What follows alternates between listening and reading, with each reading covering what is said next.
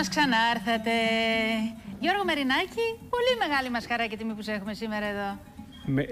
Δικιά μου μεγάλη τιμή και χαρά που είμαι μαζί σας. Μας έφερες αυτόν τον ήχο από την πόλη και μας έχεις αλλάξει όλη τη διάθεση εδώ. Ευχαριστώ πάρα πολύ και συγχαρητήρια σε εσάς και στους συνεργάτες σας για την εκπομπή. Είμαι πολύ χαρούμενος, έχω έρθει για διακοπές.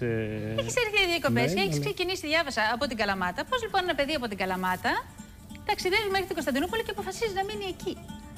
Ο πόθος για τη μουσική και ο πόθος για τη μουσική δίνει στους ανθρώπους τη δυνατότητα, εγώ τη βλέπω σαν δυνατότητα, να ταξιδεύουν και να βρίσκουν αυτό που θέλουν πραγματικά.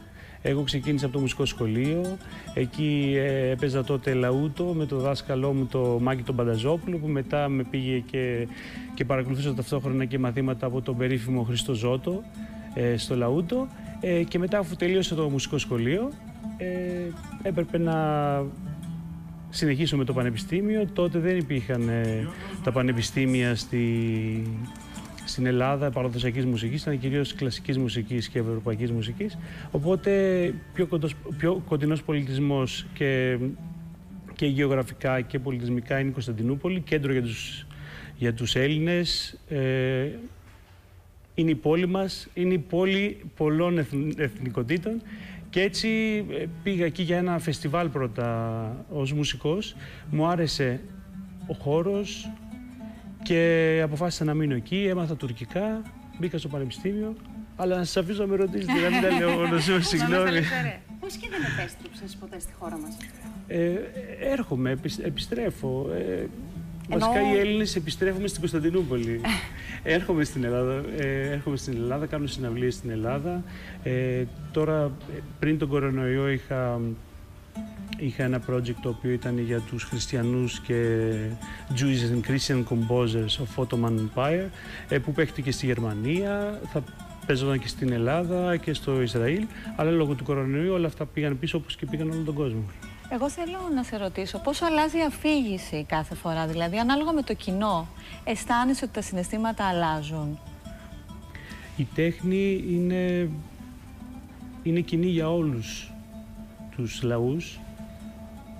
Εμείς μιλάμε με τις συχνότητες, μιλάμε με τον ήχο, μιλάμε με τη γλώσσα της ψυχής, που είναι η μουσική για μας, για μένα. Για κάποιον άλλον μπορεί να είναι ο λόγος, μπορεί να είναι η τεχνολογία, μπορεί να είναι κάτι άλλο. Για μένα είναι η μουσική, οπότε εγώ δεν αισθάνομαι ότι πρέπει να φορέσω, να έχω μια άλλη εμφάνιση εξωτερική, καλλιτεχνικά εννοώ, για να παρουσιάσω σε ένα κοινό, απλά είμαι ο εαυτός μου.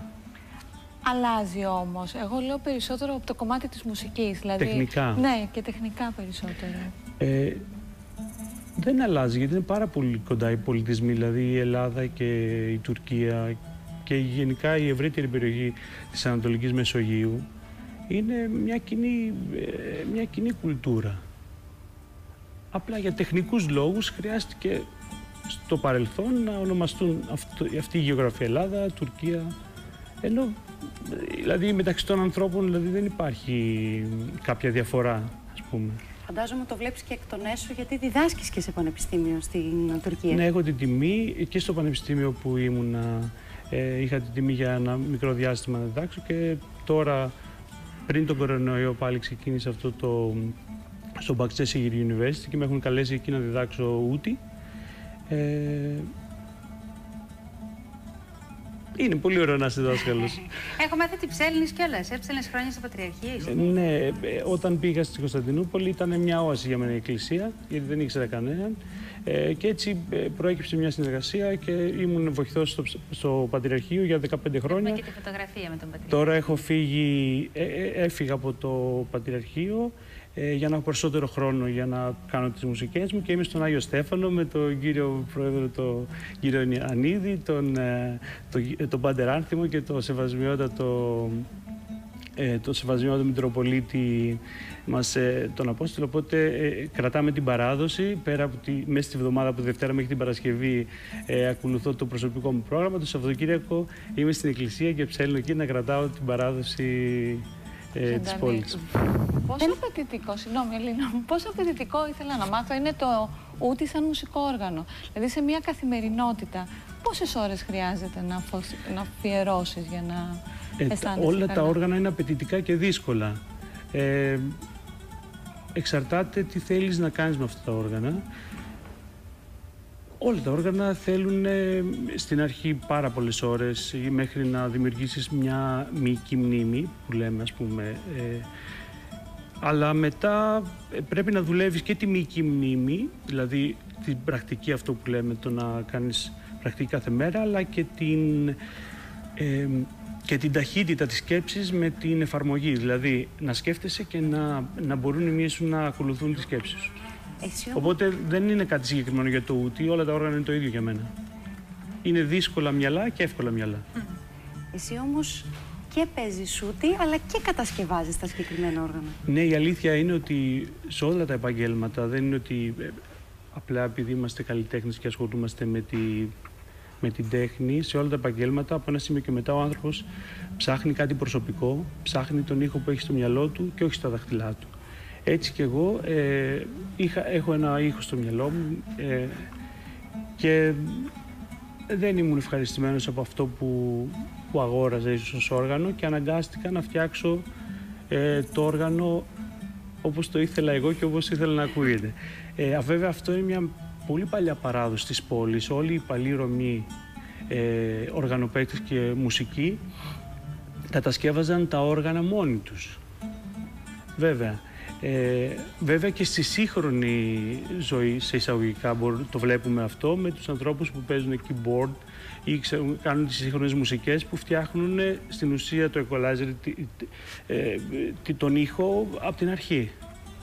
Αλλά βέβαια αυτό με βοήθησε γιατί μετά το πανεπιστήμιο που σπούδασα εκεί τουρκική μουσική πήρα μαθήματα για 3 χρόνια ακουστική του ήχου, δηλαδή sound engineer, οπότε μετά μόλις σκέφτηκα και ήθελα να φτιάξω το όργανο, όπως βλέπετε και αυτό είναι κατασκευή δική μου. Βέβαια είναι μαθητικό όργανο, γιατί δεν ήξερα ότι το όργανο μου είναι στην Κωνσταντινούπολη.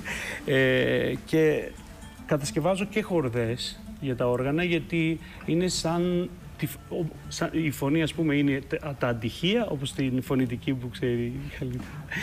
Έχουμε τα αντυχεία και έχουμε και τις φωνητικές χορδές. Καλό είναι να ελέγχεις και τα αντυχεία και τις φωνητικές χορδές προκειμένου στο όργανο. Οπότε μετά το όργανο ξεκίνησα να φτιάχνω τις χορδές που είναι χειροποίητες και φτιάχνω ούτια και λαουτοειδή και φτιάχνω και χορδές για 10 διαφορετικά όργανα. Και πειραματίζεσαι και με διαφορετικούς ήχους, πιο jazz. Βέβαια, ναι, παίρνω και μαθήματα. Πάντα ο άνθρωπος ο καλλιτέχνης πρέπει να βλέπει και τι γίνεται γύρω του, να έχει ανοιχτά τα αισθήματά του και τα αυτιά του κυριολεκτικά, οπότε σε αυτό το πλαίσιο και εγώ προσπαθώ να μάθω ό,τι μπορώ. Ο ελληνισμός της Κωνσταντινούπολης διατηρεί τις παραδόσεις. Πιστεύω ότι τις διατηρεί, να υπάρχουν οι κοινότητες, όπως σας είπα και η δικιά μας κοινότητα είναι το Αγίου Στεφάνου στο Κεσίλ και είναι πολύ συγκινητικά τα Χριστούγεννα, μαζευόμαστε σπίτια, ανταλλάσσουμε δώρα, κρατάμε τις παραδόσεις. Και οι μαθητές σου, αν ερχόμαστε να δούμε ένα μάθημα, αυτά τα παιδιά τι θέλουν να βρουν στην παράδοση του σήμερα? Τι θέλουν να βρουν στην παράδοση? Βασικά νομίζω ότι το σήμερα έχει έλλειψη από την αλήθεια. Δηλαδή ψάχνουν ένα original, κάτι αληθινό, κάτι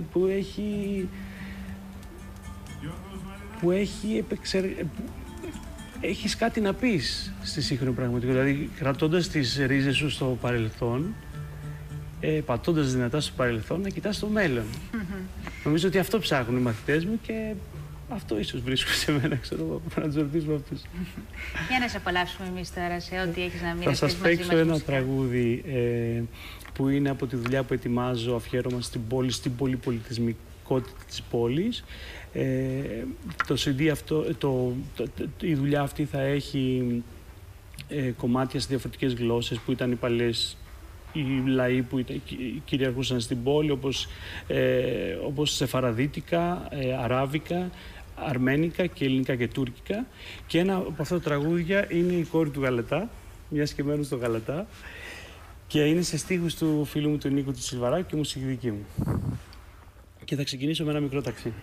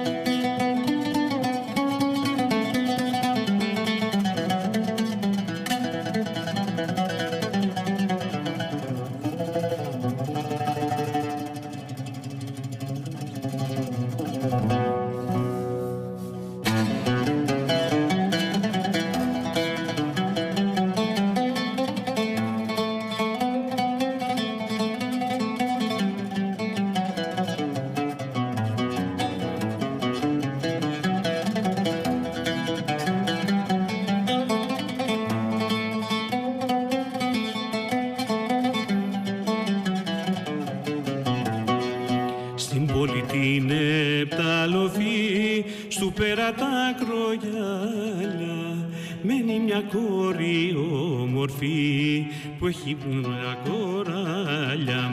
Τα φρύδια έχει τόξοτα σαν γεφύριου καμάρες και έχει παλέψει τα παιδιά στις γειτονιές του Γαλάτα.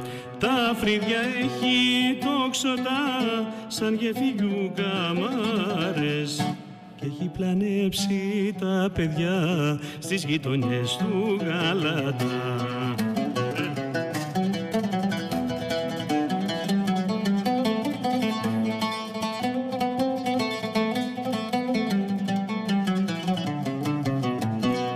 Στην πόλη την επτάμορφη με τα αρχαία κάλλη μένει μια κόρη μάγισσα, στον κόσμο δεν είναι άλλη. Αηδονιά την κάνακεψαν, φωνή της δώσαν μέλη κι όταν τραγούδι αρχινά βγαίνουν τα ψαριά στα στενά. Αηδονιά την κάνακεψαν, φωνή της δώσαν μέλη κι όταν τραγούδι αρχινά βγαίνουν τα ψαριά στα στενά.